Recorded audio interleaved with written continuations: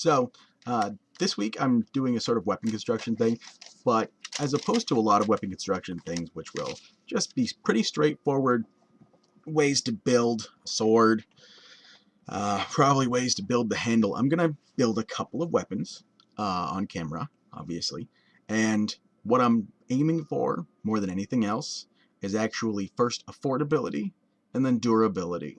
And excuse me, after we get those together, when it comes to affordability and ease to find it, at that point we'll start to get a little more esoteric once we get those together, which might not actually happen. So there's sort of where we're at. Looking here, you're gonna need a couple of things. One, a hacksaw, especially if you are going to make short swords or a dagger or anything like that. You're going to need a hacksaw to make sure you're shortening everything properly. Two, you're going to need a knife. Now, a plain kitchen knife can do the job. Me, I prefer an X-Acto knife of some kind. If for some reason you can't or won't use an X-Acto knife and don't have any kitchen knives, what I generally end up using nowadays, just because it's a little longer and a little easier, is this fishing knife I got at Walmart for $6.99. Honestly, sometimes I'm not sure why. There are options, is the point. As long as you have a knife to cut the foam and the tape with, you will be. Number three is the core itself. Now, like I said, for this first one, we're going to use something fairly inexpensive. To that end, I went to Dollarama and procured a bunch of these red bamboo lengths. A couple of these are very slim and not going to be ideal, but this one right here is a tolerable length and a tolerable thickness. You want it to be about that size, fairly straight. You know, they're not particularly durable, and they're also not particularly heavy, so they do fine for starter swords. I generally end up taping these all the way along the shaft just for durability, but that is just a matter of course, and that's not how we're going to do our first incredibly easy sword making thing. Now, I picked up that bundle of bamboo at Dollarama for $1.50, so that's a fairly inexpensive core, I feel like. Number four in our cheap and easy sword making tutorial thing is this. It's a length of pool noodle. I also picked up at Dollarama. Cost $1. Now, again, this is not particularly durable, nor is it, in fact, entirely going to help you, seeing as the thickness of it is just over 2 inches. That is to say, across that. That is to say, just barely enough. Oh, 2 1/4. Just barely enough to make sure you've got an inch of padding on every part.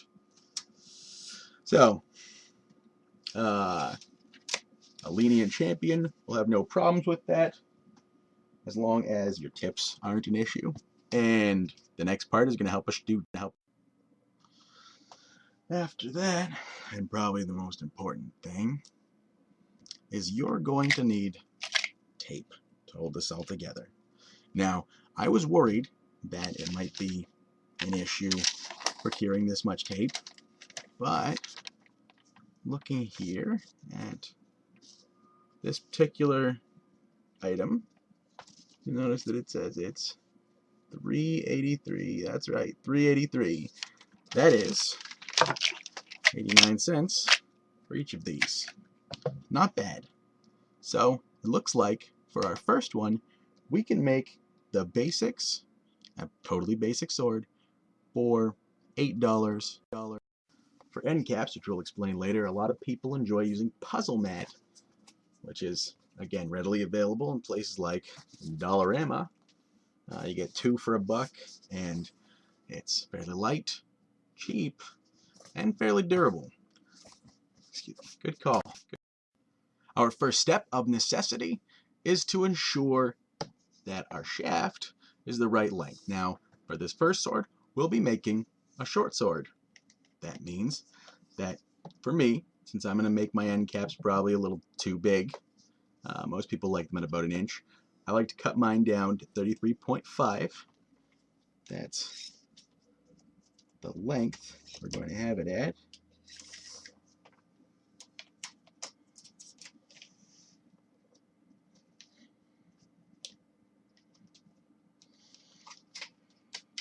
So, though I'm fumbling a bit here, you can see that you take the entirety of the shaft, and you measure it out to 33.5. I like to make a little mark. A lot of people prefer to use something like a marker. I generally just take the hacksaw itself and etch it a little, just to make sure that everything is good to go.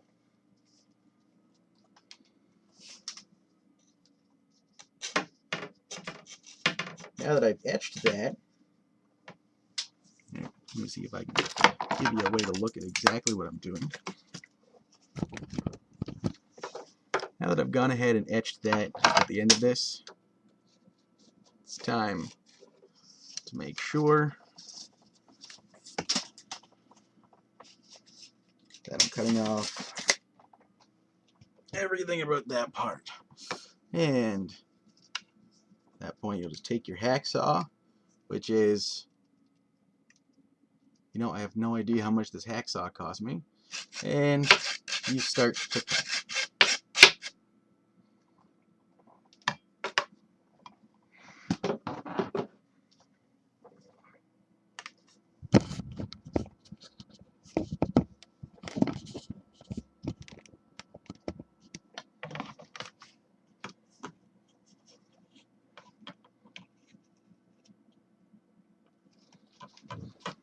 Now, this is going to be a fairly quick process, despite the fact that I decided to go ahead and shatter, and, you know, moving the video camera around has taken some, if not necessarily a lot, of the time we've sort of allotted here. Notice that that work went fairly swiftly. I actually want to, though you can peel away the bamboo here, what you really want to do is cut as much of it as you can. So, turning it to the side, cut that there, and flip it over to make sure you're cutting through. This is just to make sure you don't have a lot of splinters at one end of it. I've actually failed at that, you'll see. So I'm going to peel that off. It's going to threaten the structural integrity of the whole sword. This is because I am terrible. But it's a fairly swift process, especially with this sort of bamboo. And now we've got our sword, or at least our shaft, to the more manageable length that we want it to be. Next, we take this noodle.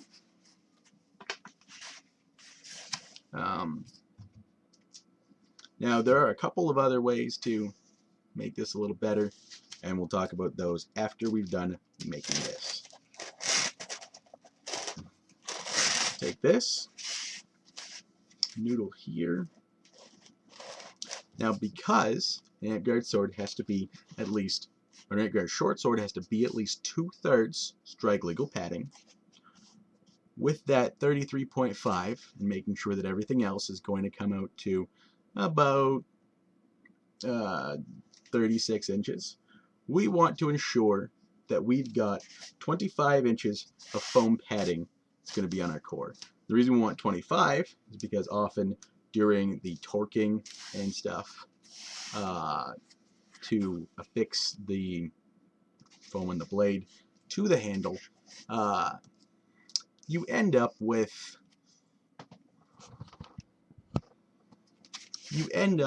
torquing it a little too short, and that usually ends up being the scenario in which you get caught with a slightly illegal sword at a crown qualls, and it's nobody's fault but your own.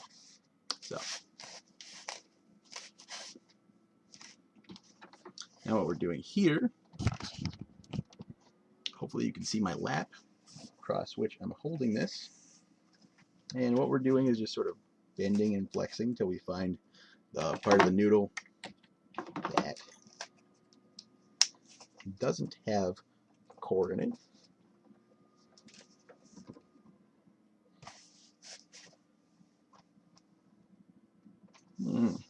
Now, if we want to make sure that we're not wasting any noodle, and I do, if only so that I can use this pool noodle again, or at least this to like the pool noodle again, to get things done, I'm going to have to find, my goddamn tape measure. There we go. Tape measure. Take this. I'm going to put it at this one end here. I'm going to make sure we're looking at about 25 inches at the bend we're making. We are, but here we might want to cut it at the 26 mark just to make sure.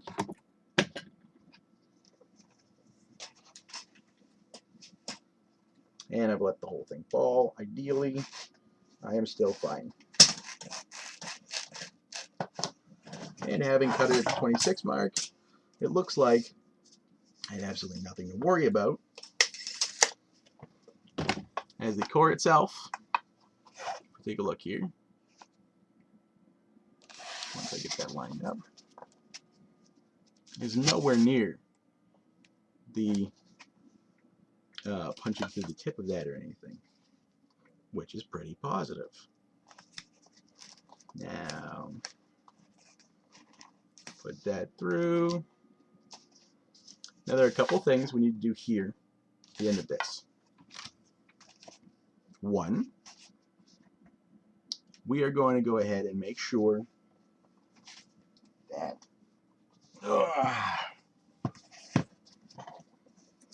cutting the little castly ends off of this, crenellations, what have you. Seeing people make crowns with these, which I always thought was interesting.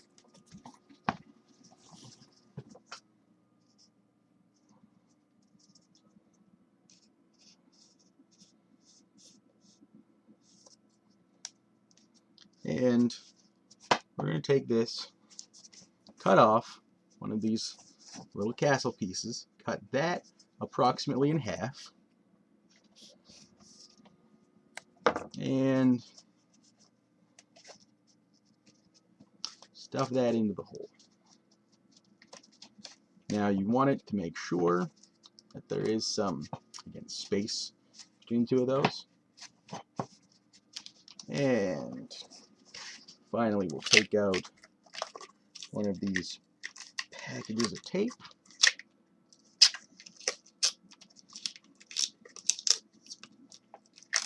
And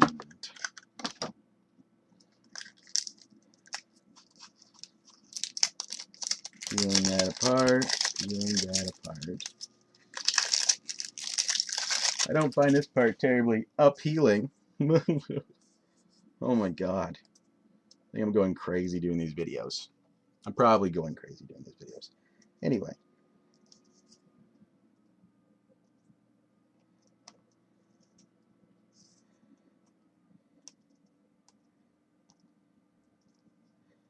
Okay.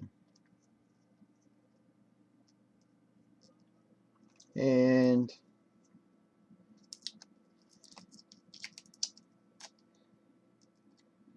you just want to work this up and over. I'd really like to have a piece of tape ready, but in my estimation, especially when you do have some cheap tape, struggling with tape for about 15 minutes is pretty much the norm as far as I can tell. It's not a great norm, but it exists.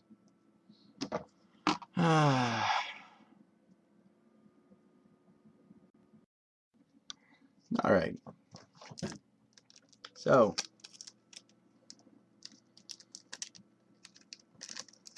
now that the tape is stuck itself to itself, it's probably going to be a little less useful. Which is actually fine. Only thing we're doing with it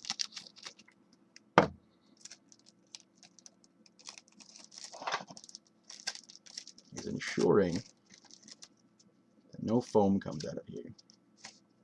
Now, this other half that we've gone ahead and stuck, this other half rather,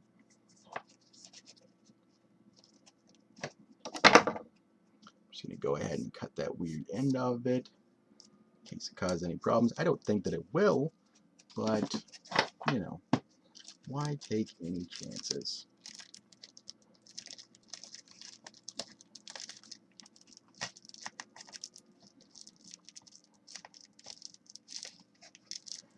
So, we've got 2 pieces of foam in there. One of them pressing its way out of there, so if at all possible, I'm going to peel that off. And it came right out. So, obviously I didn't leave myself enough leeway to put 2 of those in there. That's alright. It's, you know, not an exact science. What I can do is make sure the tip is a little better. Now, what I like to do to ensure that my tip is, you know, fairly consistently large is actually, because I am absolutely 100% terrible at, say, cutting out circles or something like that. So what I will then do instead of, you know, tracing out a circle or making sure nothing moves, that kind of thing, which, you know, responsible people and people who could do things properly end up managing just fine, is I just take this tape and I put my knife inside the tape and with that as my guide, I cut. Now, the one thing you're going to want to try not to do while you're doing this is to cut the inside of the tape, because it will strip away the cardboard, which is generally less than ideal.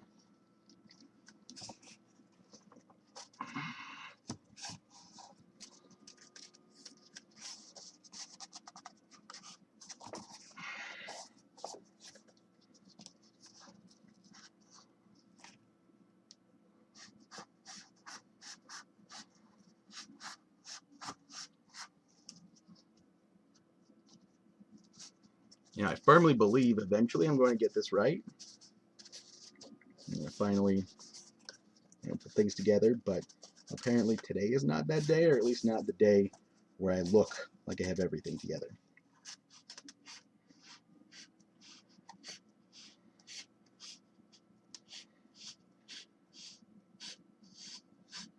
Yeah, at this point I'm just sort of hoping to goodness that this actually works out at all. I mean, in any fashion.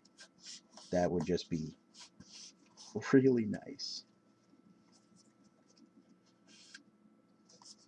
Like, I understand, you know, you can't always get what you want kind of deal, but the song also goes, but you just might find what you need, and what I particularly need right now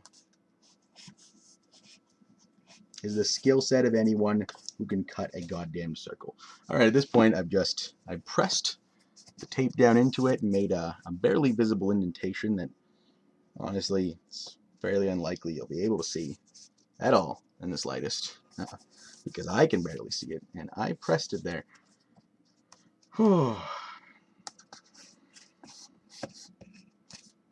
And cutting around this little indentation, making sure everything okay. Now, because of the inside diameter of a tape roll, this tip measure is going to end up being about 2.75. Oh, it's actually a little less than 3, which isn't also bad. It's going to be about Anyway, I thought it would be about 2.75 inches, which is fine because the first plan, of course, is to continue to tape this top part, except this time we're going to, of course, tape another layer of foam on top of it. And this is, again, this is the more durable puzzle foam. There are people who still sometimes do it by cutting out extra large pieces of noodle, but it's not the kind of stabbing tip I would trust. And while there are certainly people who say, you know, my stabs are fairly stiff, I don't believe that it's just a matter of, you know, my particular force, seeing as I've seen plenty of people's tips blow out, usually on someone unsuspecting. And they weren't trying to blow out the tips or anything. It just happens that way. So,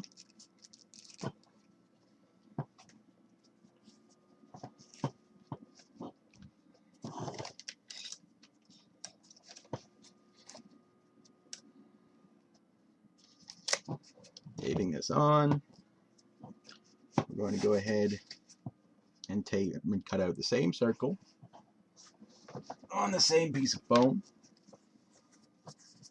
And again, because I'm assuming that the people involved here are lazy / have absolutely nothing, as lazy as I am anyway, has absolutely nothing in the form of, well, you know, I assume they have the $8 or whatever to pick up this stuff, and you know, that's again $8, assuming that they pick up an entire batch of these.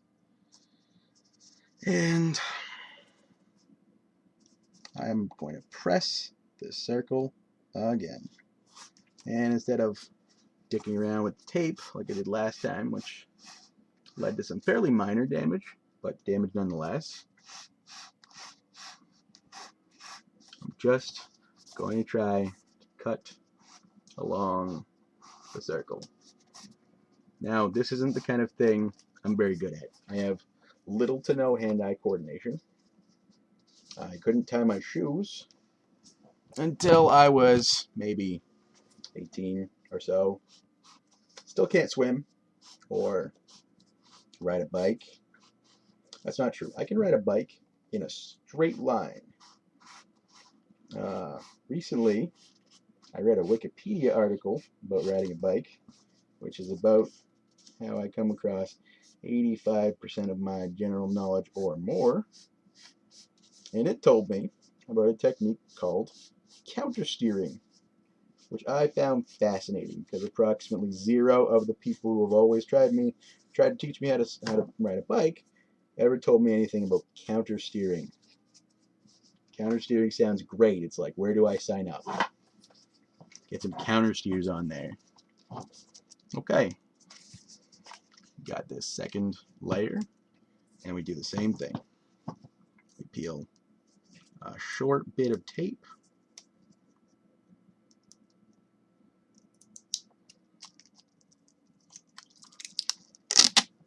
and we just tape it on one side, tape it on the other.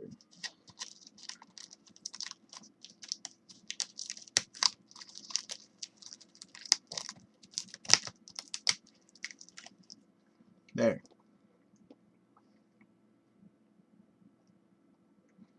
Oh my goodness, where's my knife? Found my knife.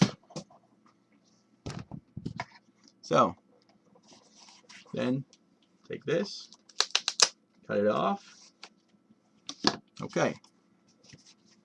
Now at the tip here, you sort of have 2 options. I'm going to choose actually the lightest one in general, which is I'm going to tape the tip, and I'm going to run some tape along the foam, and after that I'm going to leave it. In fact, seems exactly like the kind of thing I can just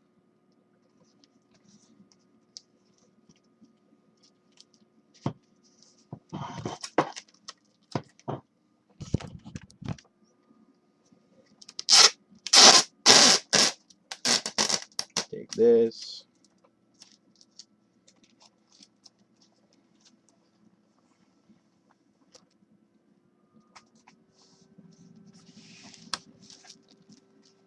Now, by putting this little skin on top of it, we're sort of generally protecting it from wear and tear. But, I mean, it's not going to be ideal.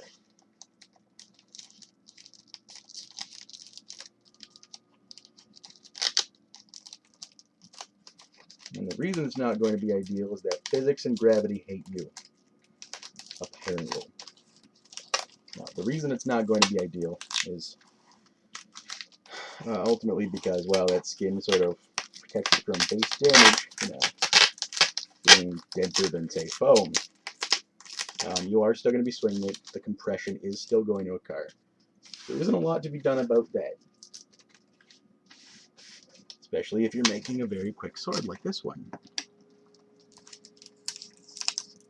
Now, I say very quick sword, but I think, you know, eagle-eyed viewers and such will notice that this has probably taken me so far about 25 minutes. And though a very little portion of that has been, you know, ensuring that everyone's able to see what I'm doing. Maybe I'm a little bit, and I mean very slightly, slowed down by the need to explain what I'm doing while I'm doing it.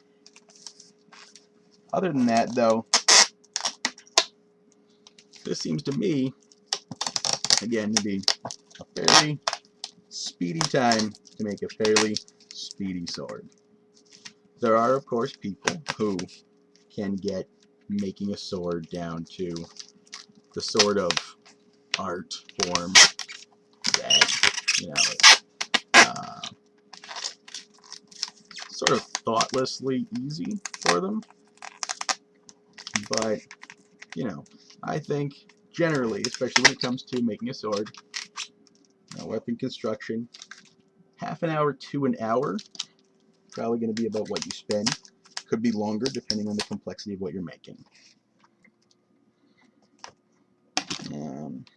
And because, of course, my tape decided to stop working for me, and by stop working for me, I mean obey the laws of physics, our way through taping the first part. Just going to make sure that that part also has a skin on it. So it's going to be very slightly heavier than it would have otherwise been. And voila. Tape the top.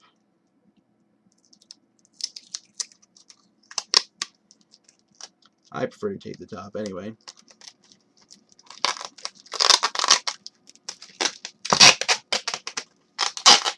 This just helps the tip, which is the part that you're going to be using to hit people with the most, not break down.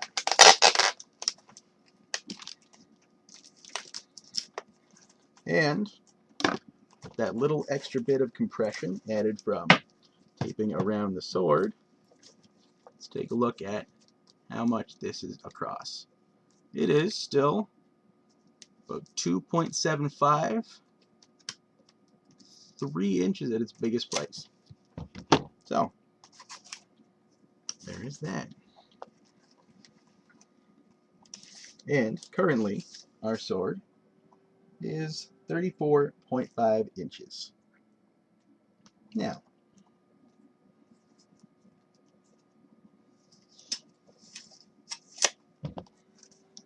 what you're then going to do, just to secure everything, I cut off about an inch of this. Try to measure it first. I did that, although I'm not sure if the camera picked it up. I may be chopping off, you know, let's say 1.5 inches at most, but that's probably actually about an inch. Regardless, get that tape down, and then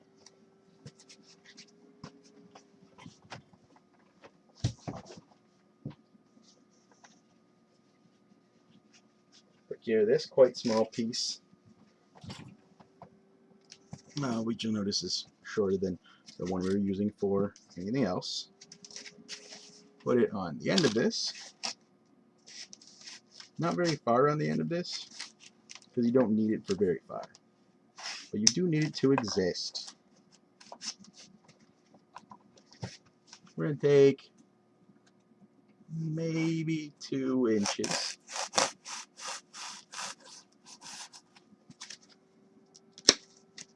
Excellent. And once again, we take our puzzle foam. I'm going to make one more impression.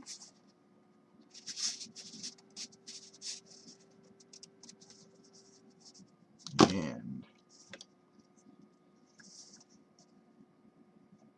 back to cutting. Don't mind being a little bit quicker about this, especially now that I know that if I, keep to the exact dimensions, I actually end up with something very slightly less than 3 inches. And since the tip or any pommel or anything like that has to go by 2.5 inches, I've got some leeway. Now, let's look at this. Pretty ragged. Doesn't really matter. At its smallest point, it is still like 2.75 inches, which is great for our purposes. Now, you want to hack off one of these ends again, the puzzle mat ends.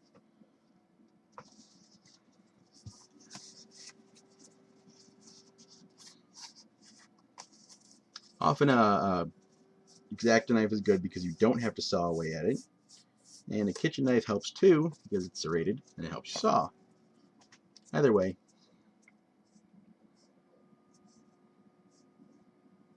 And I'm going to cut this in half once again. Turns out I'm actually going to sort of tear it in half.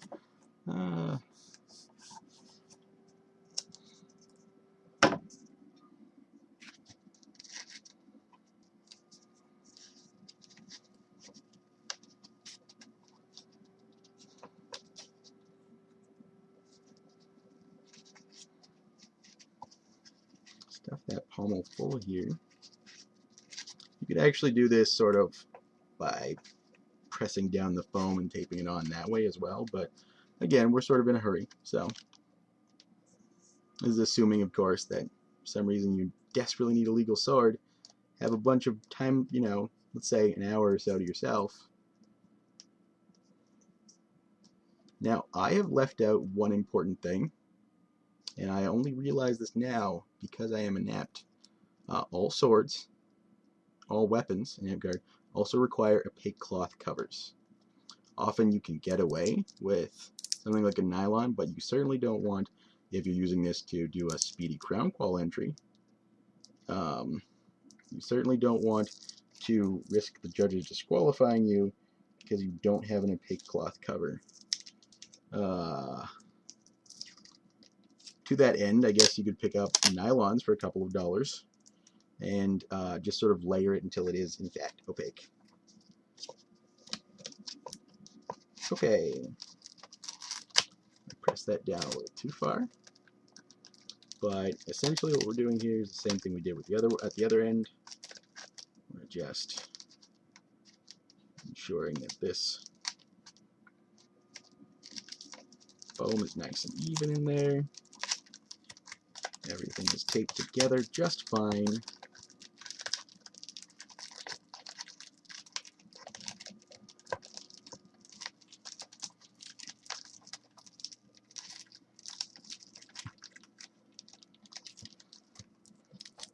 Take off a little of that on me.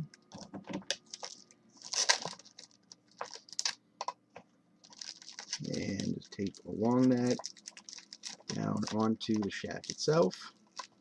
Right. And then just a little more tape. Actually, what I'm going to do here is make sure to affix the pommel. Yeah, well, just about as soon as I find the end of the tape, which I've done now. Glory be hallelujah.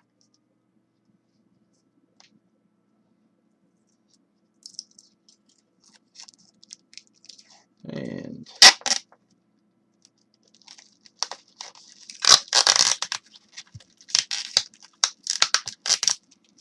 no problem if you compress this part of the foam, because this isn't going to be a striking edge. Nothing of the sort. At least in my experience, it has never been a problem. It is possible someone could interpret the rules in such a way that it would be illegal, but, well, I guess once we have people actually take a look at this, we'll see who would go ahead and call my method illegal.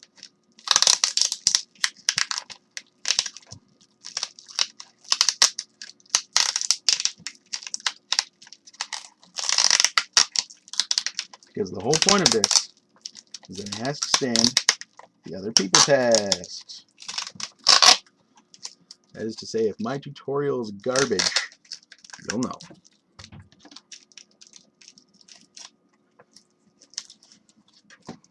A lot of people will actually make a sword, leave the pommel like this.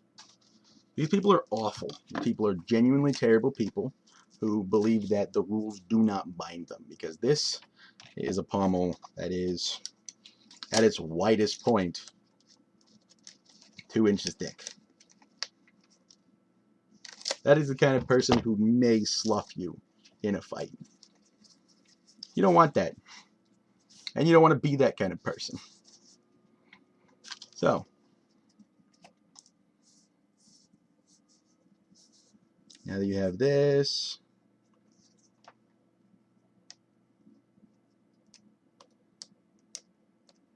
and peel the tape again.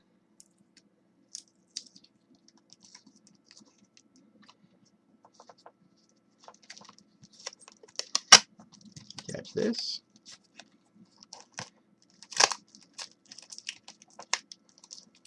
And this.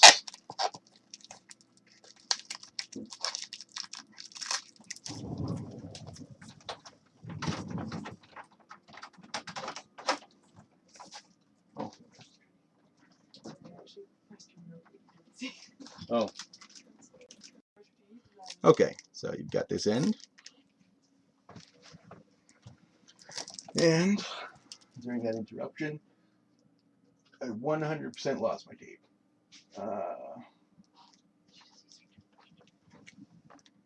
Let's see. Looking around here.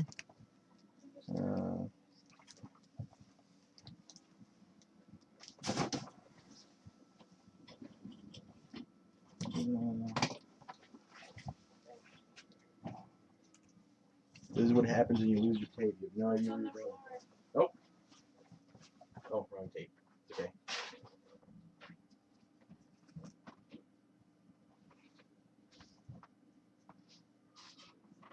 Mark my words, listeners, since you're just listeners right now, since there's absolutely nothing to watch.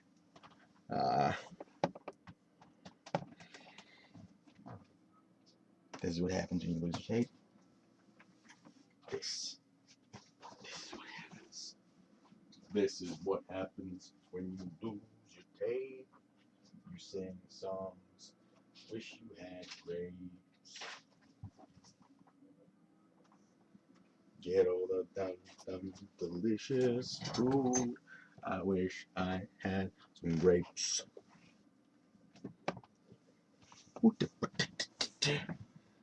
Getting a tattoo, yeah, he's getting ink done.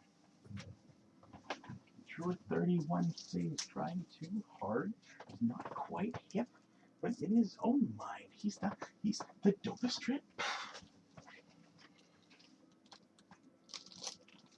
Where the Christ is God? All right.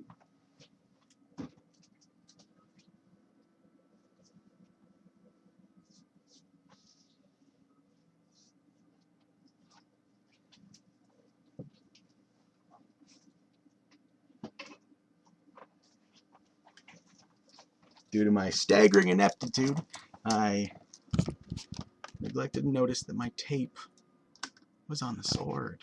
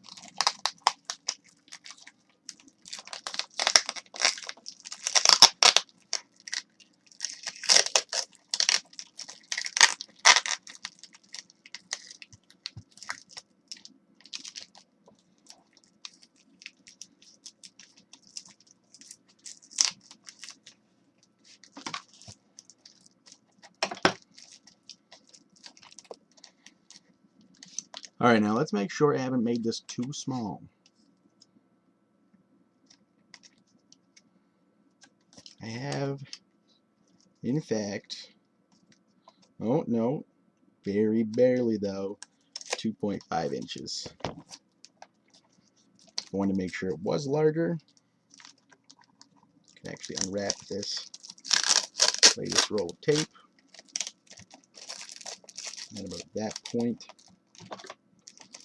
cut it off.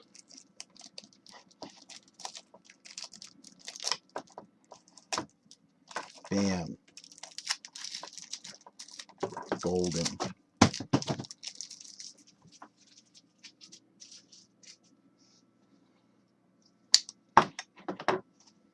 And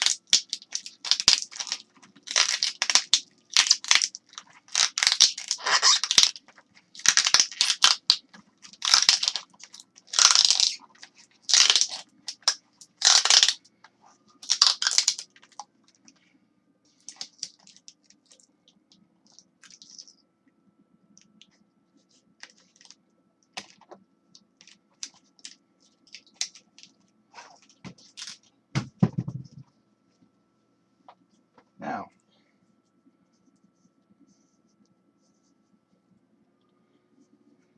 back to finding tape.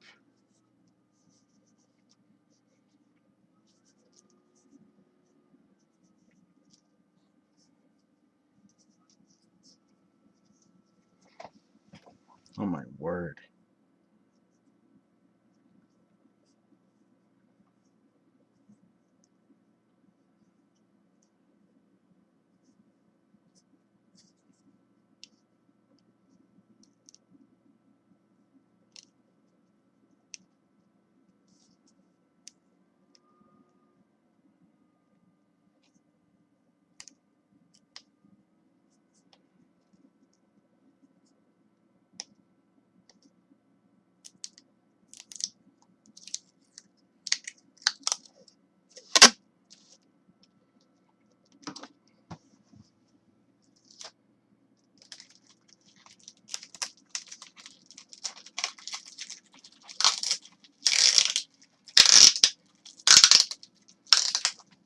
Okay.